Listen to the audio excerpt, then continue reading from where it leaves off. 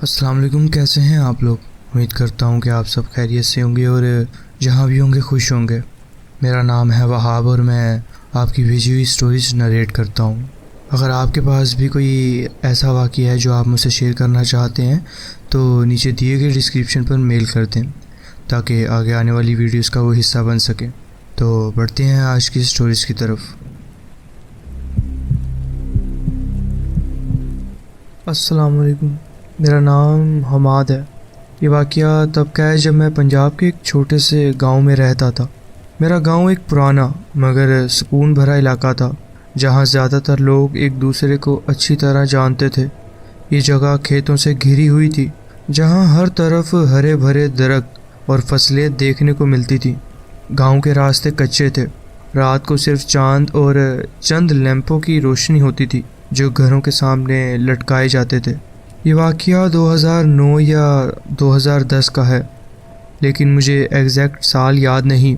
یہ وہ وقت تھا جب موبائل فونز ہر کسی کے پاس نہیں ہوتے تھے اور بچے زیادہ تر وقت باہر کھیلنے اور کہانیاں سننے میں گزارتے تھے۔ تب میری عمر تقریباً 12 سے 15 سال تھی اور اس دور کا ہر دن مجھے اب بھی اچھی طرح یاد ہے۔ ہر رات کے وقت گاؤں میں ایک عجیب سی خاموشی چھا جاتی تھی۔ صرف دور کہیں سے کتوں کے بھونکنے کی آواز یا رات کے پرندوں کی چیخ سنائی دیتی تھی۔ اسی سال کی بات ہے جب میں اپنے سب سے اچھے دوست کے گھر رات گزارنے گیا۔ میرا دوست جس کا نام فیضان تھا، وہ میری عمر کا ہی تھا، لیکن طبیعت میں تھوڑا سنجیدہ اور سوچنے والا بچہ لگتا تھا۔ اس کی ماں کے علاوہ اس کا اس دنیا میں کوئی اور نہیں تھا، نہ بھائی نہ بہن، اور اس کا باپ اس کے بچپن میں ہی وفات پا چکا تھا۔ اس وجہ سے وہ زیادہ اپنی ماں کے ساتھ رہتا تھا، مگر جب بھی اسے موقع ملتا وہ مجھے یا دوسرے گاؤں کے بچوں کو بلا لیتا تھا تاکہ تنہائی محسوس نہ ہو۔ وہ اور اس کی ماں ایک پرانے لیکن مکمل ٹھیک ٹھاک کوٹھی جیسے گھر میں رہتے تھے۔ یہ گھر شاید کسی پرانے دور کا تھا جو اب بھی اپنی جگہ مضبوط کھڑا تھا، لیکن اس کی دیواروں پر زمانے کے نشان صاف دکھائی دیتے تھے۔ گھر کے اندر لمبی لمبی چٹائیں اور بڑی بڑی کھڑکیاں تھیں جن پر پرانی نقش کشی والے پردے لٹک رہے تھے۔ دن کے وقت تو یہ گھر بالکل عام لگتا تھا، لیکن جیسے ہی شام ڈھلتی ایک عجیب سا سونا پن اور خاموشی محسوس ہونے لگتی تھی۔ گھر کے ارد گرد ایک چھوٹا جنگل تھا جو کسی زمانے میں شاید باغ ہوا کرتا تھا، لیکن اب وہ جنگل کا روپ لے چکا تھا۔ بڑے بڑے درخت جن کی شاخیں اتنی گھنی ہو چکی تھیں کہ دن کے وقت بھی ان کے نیچے اندھیرا رہتا تھا، اور جھاڑیاں جو راستے کو مشکل بنا دیتی تھیں۔ جنگل کے اندر ایک چھوٹی سی پتھریلی راہ گزر بھی تھی جو شاید کبھی کسی نے بنائی تھی، مگر اب وہ بھی ادھوری اور ٹوٹ چکی تھی۔ رات کے وقت وہ جنگل اور بھی زیادہ خوفناک لگتا تھا، جیسے کوئی ہمیشہ چھپ کر وہاں سے دیکھ رہا ہو۔ سب سے قریبی پڑوسی بھی لگ بھگ 100 گز دور رہتا تھا، یعنی اگر رات کو کوئی آواز بھی لگاتا تو شاید کسی کو سنائی نہ دیتی۔ یہ جگہ واقعی تنہائی کا ایک نمونہ تھی، جہاں رات ہوتے ہی صرف جنگل کی آوازوں اور ہوا کے چلنے کی سرسراہٹ کے علاوہ کچھ بھی سنائی نہیں دیتا تھا۔ پورا دن ہم باہر کھیلتے رہے، کبھی جنگل کے پاس جاتے، کبھی گھر کے آس پاس چھپن چھپائی کھیلتے۔ کبھی کبھی لگتا کہ جنگل کے اندر کوئی چھپ کر دیکھ رہا ہے، مگر ہم اسے صرف اپنی سوچ سمجھ کر نظر انداز کر دیتے۔ پھر شام ڈھلنے لگی اور ہم دونوں گھر کے اندر چلے گئے۔ شام کو ہم نے ویڈیو گیم کھیلنا شروع کر دیا۔ فیضان کے پاس ایک پرانا پلے اسٹیشن تھا جو اس کے والد کی آخری یادگاروں میں سے ایک تھا۔ ہم دونوں اسکرین پر گیم کھیلنے میں مگن تھے، مگر اندر کہیں ایک عجیب سا احساس تھا۔ گھر کے اندر خاموشی تھی، صرف گیم کی آواز گونج رہی تھی، اور جب بھی کبھی کسی بٹن دبانے کی آواز بند ہوتی ایک سناٹا سا محسوس ہوتا تھا۔ نعمان کی والدہ کام پر گئی ہوئی تھی اور ہمیں معلوم تھا کہ وہ رات دیر تک واپس نہیں آئیں گی۔ اس کا مطلب یہ تھا کہ ہم دونوں اس بڑے اور ٹھنڈے گھر میں بالکل اکیلے تھے، اور شاید صرف ہم ہی نہیں تھے۔ کچھ دیر تک ہم مزے سے گیم کھیلتے رہے، لیکن پھر دھیرے دھیرے بور ہونے لگے۔ رات کا وقت ہو چکا تھا اور گھر کی پرانی دیواروں سے ہلکی سی ٹھنڈک محسوس ہو رہی تھی۔ گھر کے اندر صرف ویڈیو گیم کی آواز گونج رہی تھی، لیکن جب ہم نے گیم بند کیے تو ایک عجیب سی خاموشی چھا گئی۔ نعمان نے کہا کہ وہ تھوڑی دیر کے لیے کمرے میں جا رہا ہے۔ اس کا کمرہ گھر کے دائیں کونے پر تھا، ایک ایسے حصے میں جہاں صرف ایک بڑی کھڑکی تھی جو پچھلے جنگل کی طرف کھلتی تھی۔ میں اسے دیکھ کر تھوڑا حیران ہوا کیونکہ وہ اکثر مجھے اپنے ساتھ ہی رکھتا تھا، لیکن مجھے لگا شاید وہ تھوڑا اکیلا رہنا چاہتا ہوگا۔ میں بھی بنا کچھ سوچے ڈرائنگ روم میں واپس آ گیا اور اب میں کمپیوٹر پر گیم کھیلنے لگا۔ ڈرائنگ روم گھر کے بالکل بیچ میں تھا، جہاں سے ہر طرف کا راستہ دکھائی دیتا تھا۔ میرے بائیں طرف کچن تھا جو تھوڑا اندھیرے میں ڈوبا ہوا تھا، اور اس کے آگے ایک لمبا ہالوے تھا جو سیدھا فیضان کی ماں کے کمرے کی طرف جاتا تھا۔ میں اپنی گیم میں اتنا مگن تھا کہ مجھے وقت کا بالکل احساس نہیں ہو رہا تھا۔ صرف کمپیوٹر اسکرین کی روشنی اور کی بورڈ کی ہلکی ہلکی آواز آ رہی تھی۔ میرا دھیان پوری طرح گیم میں تھا جب اچانک مجھے اندر سے ٹی وی آن ہونے کی آواز سنائی دی۔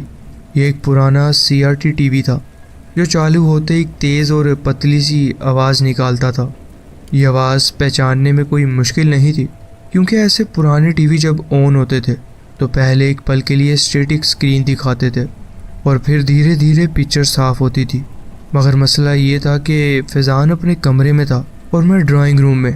میں نے پہلے سوچا شاید فیضان واپس آ گیا ہوگا اور ٹی وی آن کر دیا ہوگا، لیکن پھر یاد آیا کہ ٹی وی صرف فیضان کی ماں کے کمرے میں تھا اور اس وقت وہ کمرہ بالکل اندھیرے میں ڈوبا ہوا تھا۔ گھر میں صرف ہم دونوں ہی تھے، تو پھر ٹی وی آن کس نے کیا تھا؟ میں نے سر اٹھا کر اندھیرے ہالوے کی طرف دیکھا۔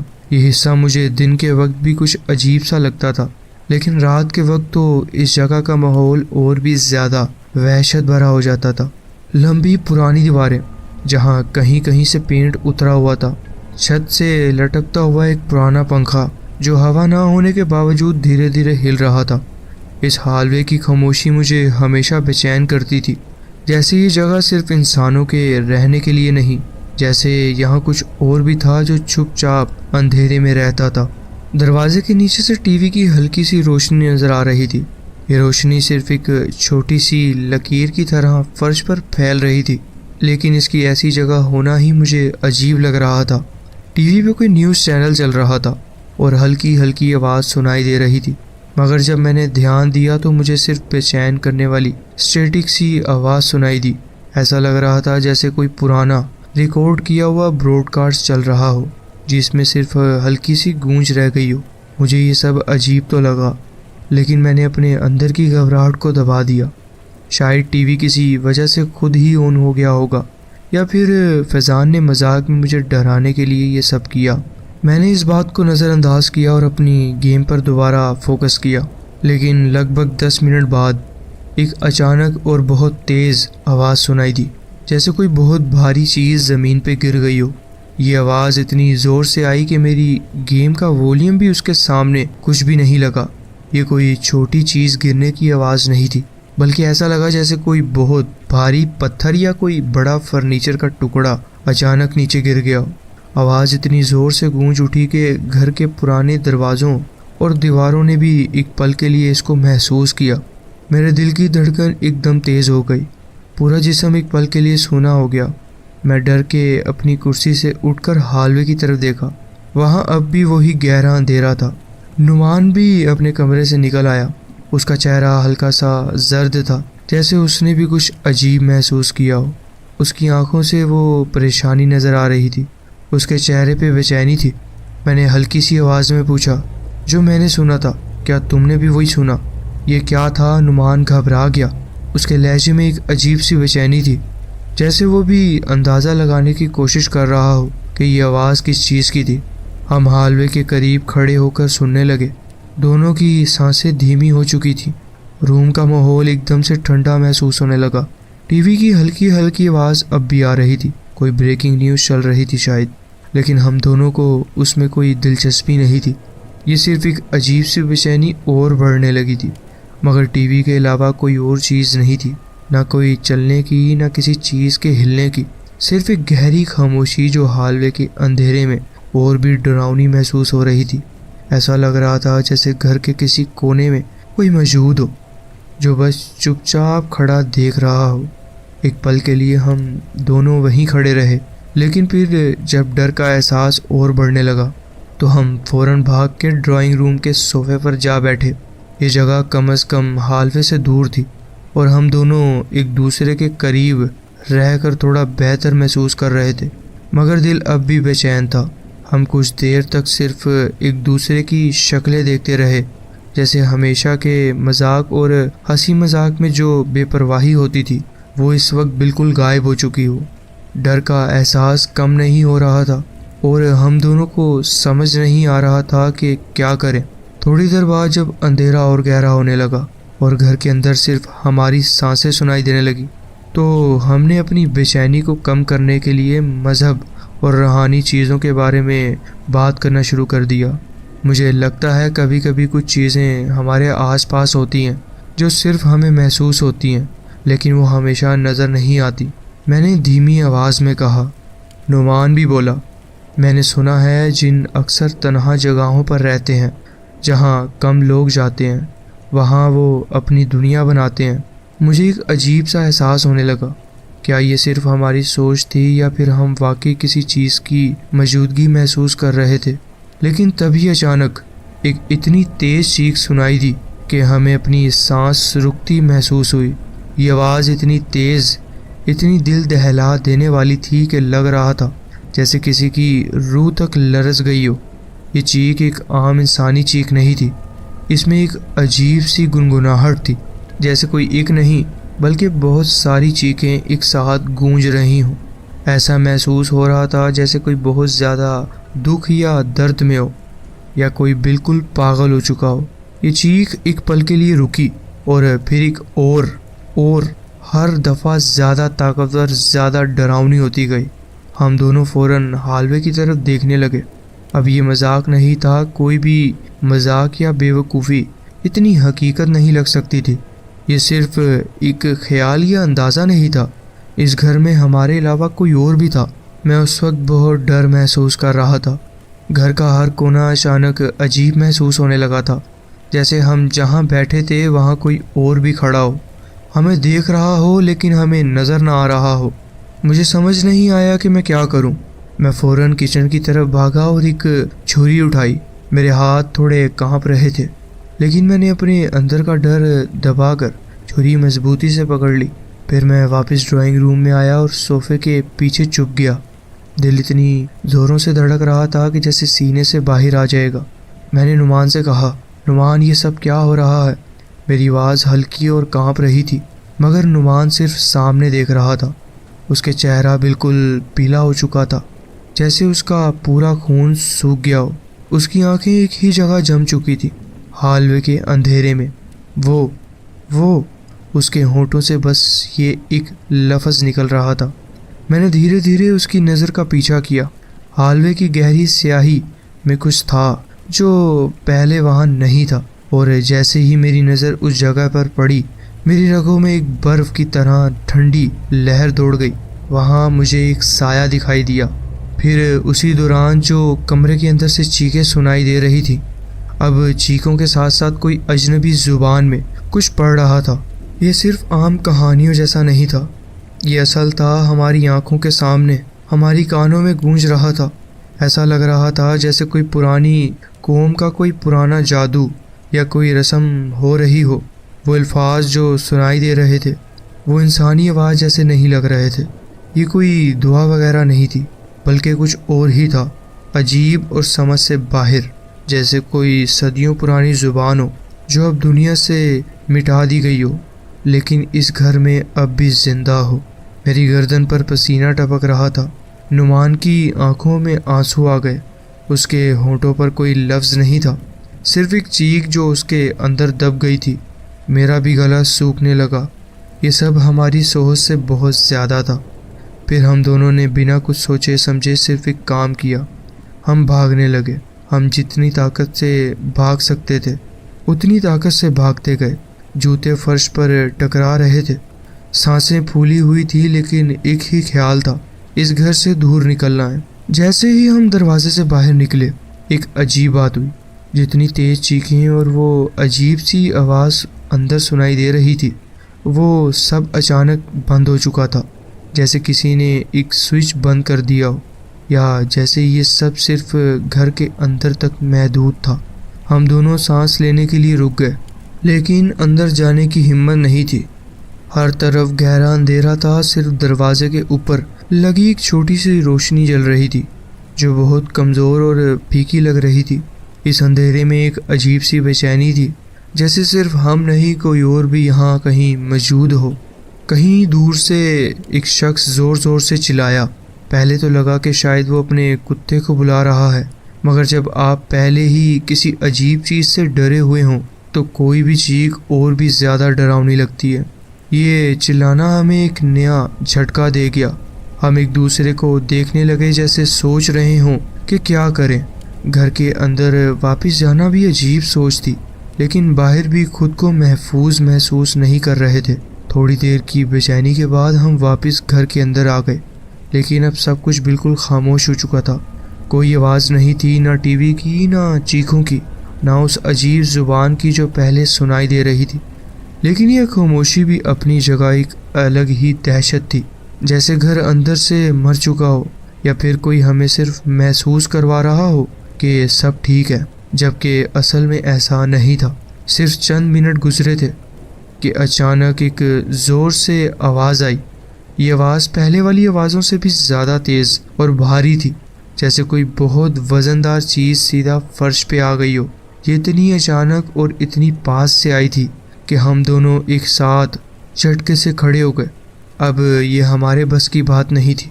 بنا سوچے سمجھے، بنا کسی اور چیز کا انتظار کیے، ہم نے فوراً بھاگنا شروع کر دیا۔ ہمارے دلوں کی دھڑکن اتنی تیز ہو گئی تھی کہ لگ رہا تھا جیسے کلیجے سے باہر نکل جائے گی۔ ہم راستے سے ہوتے ہوئے سیدھا ایک پڑوسی کے گھر کی طرف بھاگے۔ پیروں کے نیچے مٹی اڑ رہی تھی، سانس پھول چکی تھی، لیکن ڈر اتنا زیادہ تھا کہ کسی بھی چیز کی پرواہ نہیں تھی۔ جیسے ہی پڑوسی کے گھر پہنچے، ہم نے بے تحاشا زور زور سے دروازہ بجانا شروع کر دیا۔ کچھ سیکنڈز کے بعد ایک آدمی باہر آیا۔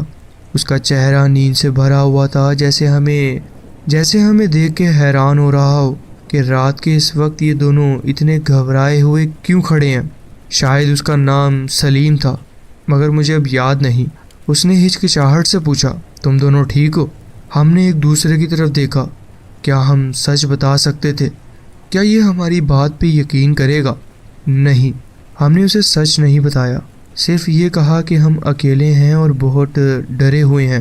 یہ کہنا زیادہ بہتر لگا، کیونکہ اگر ہم اسے اصلی بات بتاتے تو یا تو وہ ہماری بات پہ مذاق اڑاتا یا پھر اور زیادہ سوال کرتا جو اس وقت ہم نہیں سمجھ سکتے تھے۔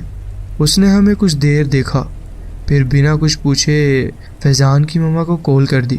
جب تک وہ آئیں ہم اس کے گھر کے برآمدے میں بیٹھے رہے۔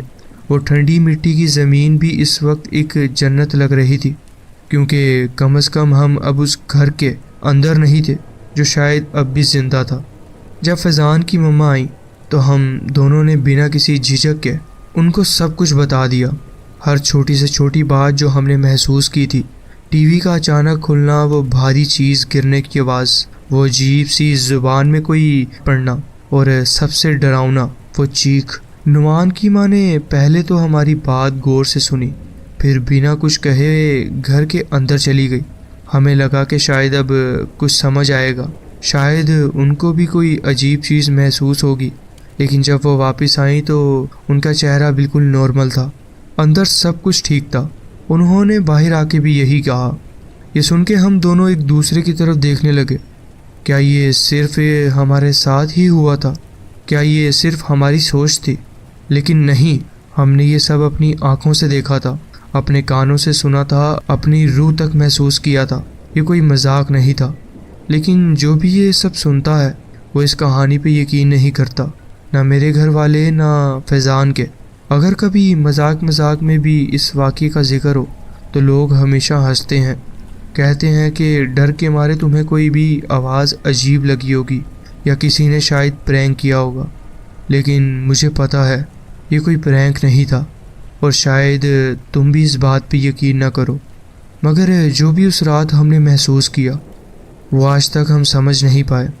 کوئی ایکسپلیشن نہیں تھی، کوئی ثبوت نہیں تھا، صرف ایک ڈر تھا جو ہمیشہ کے لیے دل اور دماغ میں بس گیا تھا۔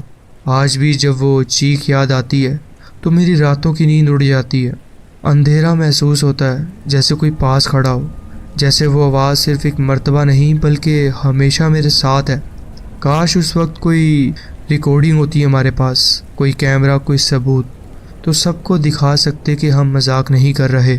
لیکن شاید یہ راز ہمیشہ ایک راز ہی رہے گا۔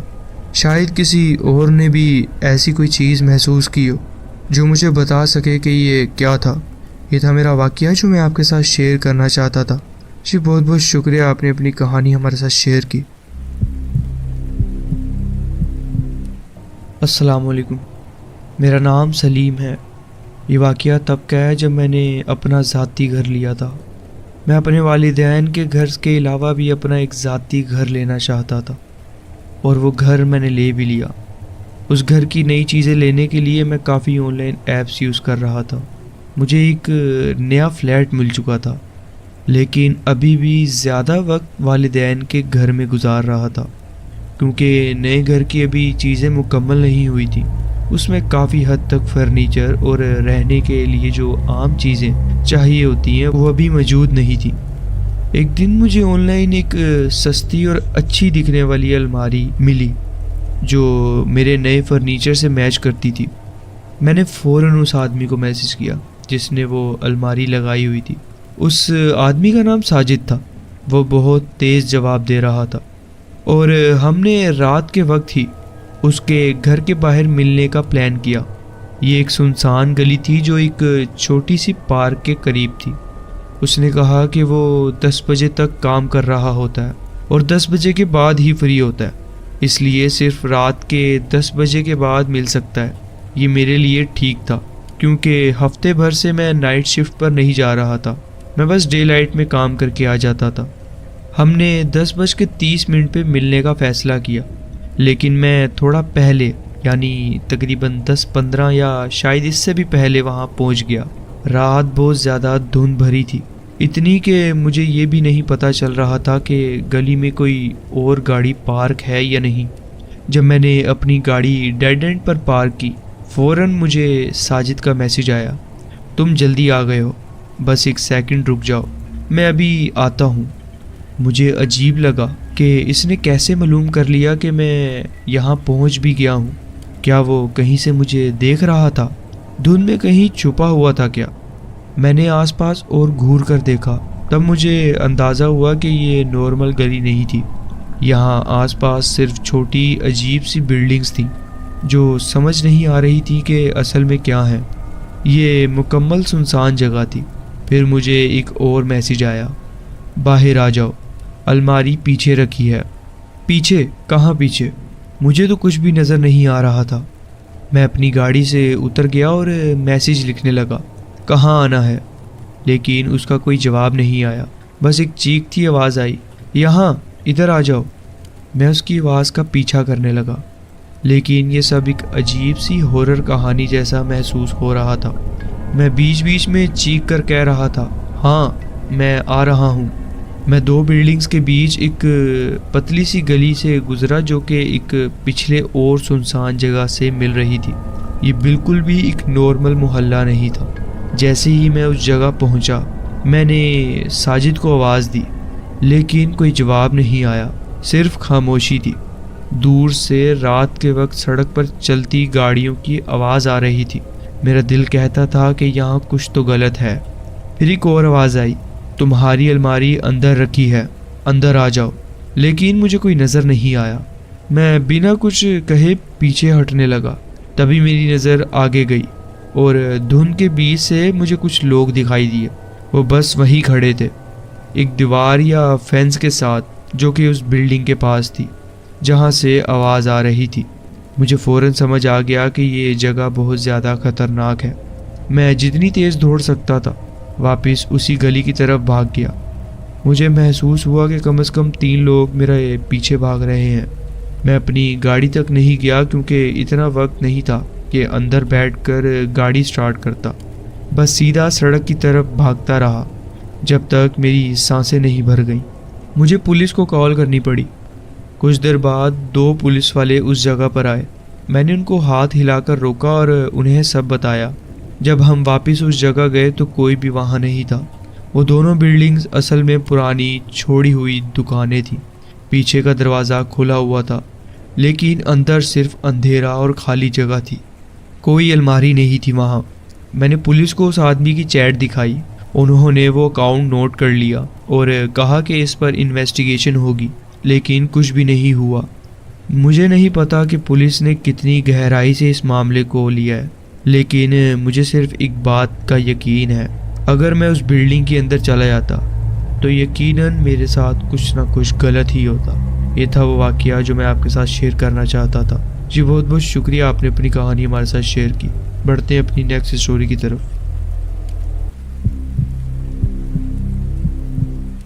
السلام علیکم، میرا نام ارسلان ہے۔ یہ کچھ سال پہلے کی بات ہے جب میں اپنے سسرال یعنی اپنے بیوی کے گھر گیا تھا۔ وہاں میں کچھ مہینے ہی رہا تھا۔ گھر ایک بڑی جنگل اور جھیل کے درمیان تھا۔ میری بیوی کے والد کے پاس کافی زیادہ زمین تھی، جس میں یہ جنگل بھی شامل تھا۔ جنگل کے اندر ایک چھوٹی سی بہت ہی پتلی پیٹری جیسی جگہ تھی، جہاں چل کے مجھے بہت سکون ملتا تھا۔ ایک دن جب موسم بہت عجیب تھا اور دھند بھی کافی زیادہ تھی، میں نے سوچا کہ جنگل میں تھوڑی دیر گھوما جائے۔ میں نے اپنے وہ بوٹس پہنے جو میں ہیکنگ کے لیے استعمال کرتا ہوں، اور اپنی وائف کو کہا کہ میں تھوڑی دیر میں واپس آتا ہوں۔ وہ جنگل میں چلنے کا شوق نہیں رکھتی، اس لیے میں جنگل میں واک کرنے کے لیے اکیلا ہی جاتا تھا۔ جب میں نے جنگل کے اس پتلی پیٹری پر قدم رکھا تو جنگل بہت عجیب سا لگ رہا تھا۔ چاروں طرف بہت گہری اور زیادہ دھند تھی، اتنی گہری دھند کہ مجھے صرف 15 فٹ دور تک ہی مشکل سے دکھائی دے رہا تھا۔ اتنے سالوں میں میں نے کبھی اتنی دھند نہیں دیکھی تھی، اور نہ ہی آج تک دیکھی ہے۔ لیکن میں نے سوچا کہ جب تک میں پیٹری پر رہوں گا مجھے راستہ نہیں بھولے گا اور میں آسانی سے واک کر کے آ جاؤں گا۔ چلتے وقت مجھے محسوس ہوا کہ میرے قدموں کی آواز کسی اور کے قدموں سے مل رہی ہے، جیسے کوئی میرے ہر قدم کے ساتھ اپنے قدم کا جواب دے رہا ہو۔ سننے کی کوشش کی۔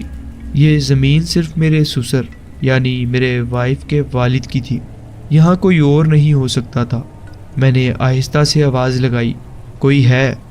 جب کوئی جواب نہیں آیا اور قدم کی آواز بھی سنائی نہ دی تو میں نے سوچا کہ شاید کچھ نہیں ہے۔ جنگل کا ماحول عجیب ہو چکا تھا، گہری دھند، پتوں کی گرنے کی ہلکی سی آوازیں اور دور سے آتی ہوئی پرندوں کی آواز، سب کچھ عجیب اور خاموش سا لگ رہا تھا۔ پھر ایک عجیب سی آواز سنائی دی، جیسے کوئی بوڑھا آدمی درد سے کرکرا رہا ہو۔ اس وقت مجھے یقین ہو گیا کہ میں اکیلا نہیں ہوں۔ آواز کسی تکلیف میں مبتلا شخص کی لگ رہی تھی۔ میں نے فکر مندی سے اس طرف قدم بڑھائے اور پھر سے آواز دی، کوئی مدد چاہیے۔ جب میں نے اپنی نظر تیز کی تو ایک عجیب سی صورت سامنے آئی، ایک لمبا سا سایہ جو صرف اتنا دور تھا کہ اس کا وجود محسوس ہو، مگر چہرہ یا جسم صاف نظر نہیں آ رہا تھا۔ وہ شخص یا جو بھی تھا وہی وہ آواز نکال رہا تھا۔ میں نے آگے بڑھنے کی کوشش کی، لیکن جتنا آگے جاتا وہ اتنا ہی دور لگتا۔ میں نے زور سے آواز دی، آپ ٹھیک ہیں؟ اور اسی وقت وہ آواز رک گئی۔ میں نے پھر سے 2 بڑے قدم بڑھائے، مگر یہ عجیب سی بات تھی کہ میں جتنا بھی آگے جاتا وہ سایہ اتنا ہی دور رہتا۔ تبھی میں نے پیچھے مڑ کے واپس جانے کا فیصلہ کیا۔ جتنا تیز چلتا اتنی ہی تیز وہ سایہ بھی لگتا۔ جب میں نے پیچھے مڑ کے دیکھا تو وہ بالکل اتنی ہی دوری پر تھا جتنا پہلے۔ اب میرے دل کی دھڑکن تیز ہو رہی تھی۔ میں نے تیز بھاگنا شروع کر دیا۔ جب بھی میں پیچھے دیکھتا مجھے لگتا کہ وہ سایہ ہوا میں تیر رہا ہے۔ اس کے پیر مجھے دکھائی نہیں دیے، وہ ایک ہوا میں جھولتی تصویر جیسا لگ رہا تھا۔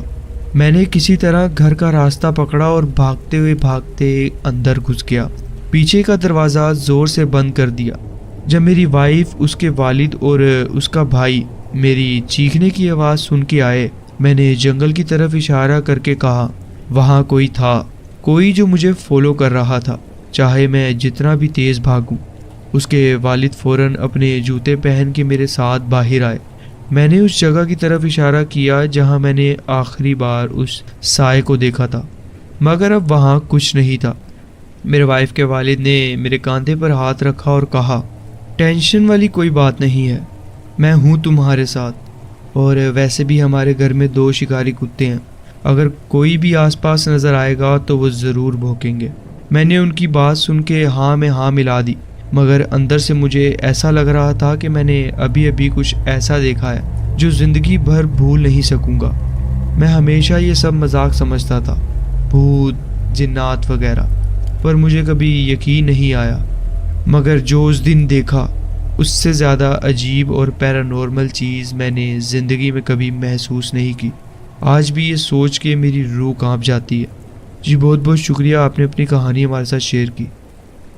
تو جی فرینڈز، یہ تھی آج کی سٹوریز۔ آپ کومنٹس میں ضرور بتائیں کہ آپ کو یہ سٹوریز کیسی لگیں۔ اگر آپ کو یہ سٹوریز اچھی لگی ہوں تو ویڈیو کو ضرور لائک کیجیے اور چینل کو ضرور سبسکرائب کیجیے اور بیل آئیکن کو ضرور پریس کر لیجیے تاکہ آگے آنے والی کہانیاں ویڈیوز آپ سے مس نہ ہوں۔